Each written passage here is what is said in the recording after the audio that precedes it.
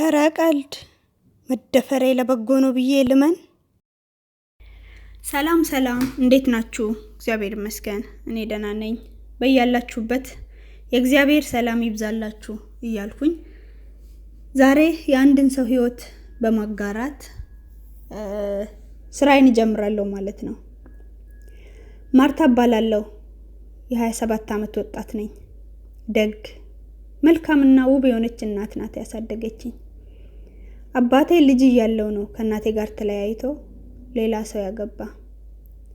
እናቴ እኔን ማሳደግ ስለነበረባት አላገባችም። ለእኔ ስትል ብዙ ነገር ሆናለች። የነገ ህልሜ የሚሳካው ባንቺ ነው፣ በርቺ፣ አንቺ ነሽ ተስፋዬ እያለች በትምህርቴ ጎበዝ እንድሆን ታበረታታኛለች።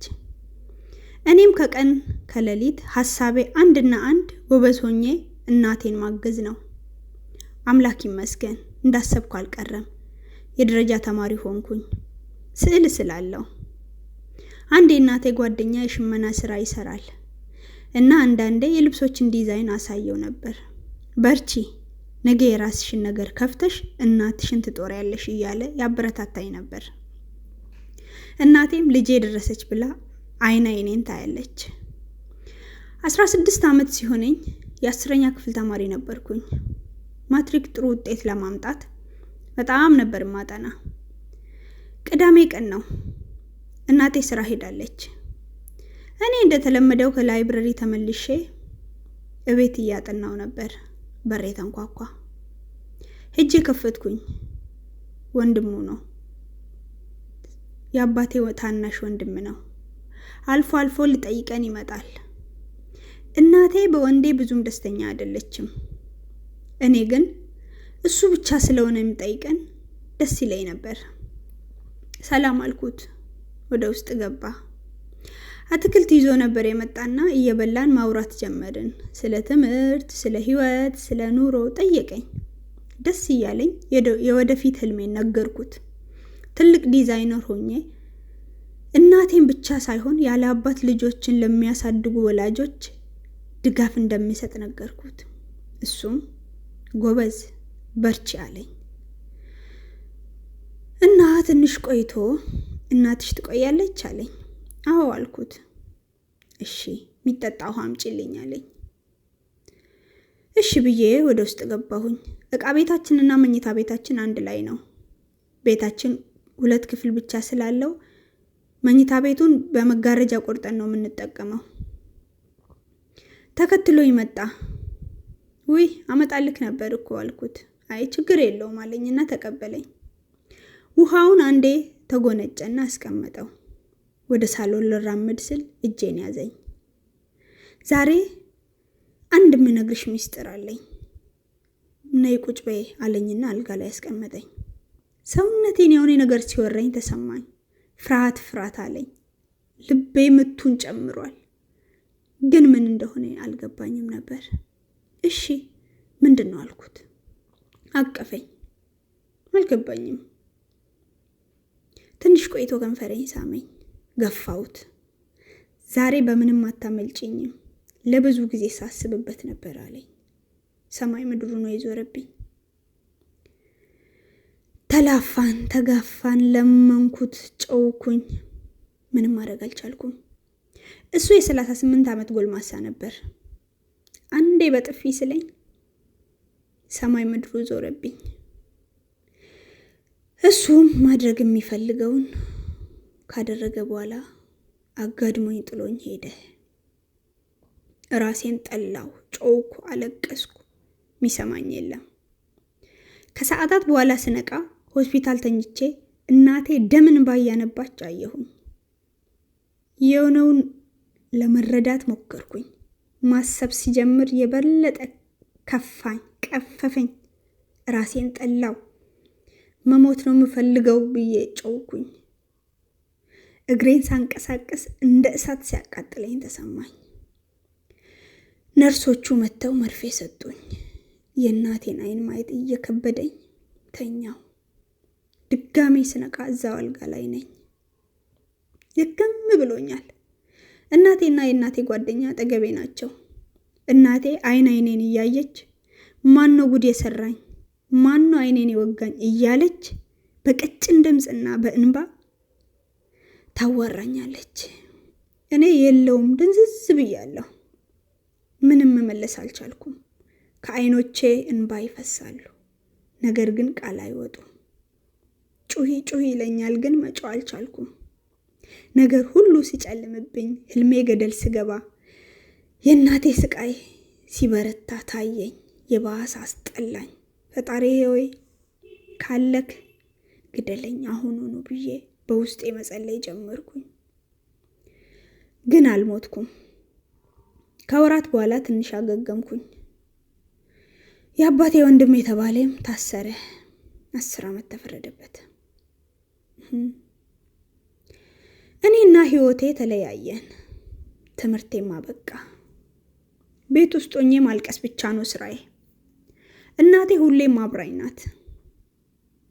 እግዚአብሔር ይመስገን እንባዋን አልጣለም። አንድ ሆስፒታል እያለሁ በጣም ያዘነልኝ ዶክተር ነበር። ስለኔ እናቴን ደጋግሞ ይጠይቃታል። እኔ ግን ከእናቴ ውጪ ማንንም አላወራም፣ ከቤትም አልወጣም። ጓደኞቼ ቤት ሲመጡ እደበቅ ነበር። ዶክተሩ እኛ ቤት መጣ። እናቴን አዋራት።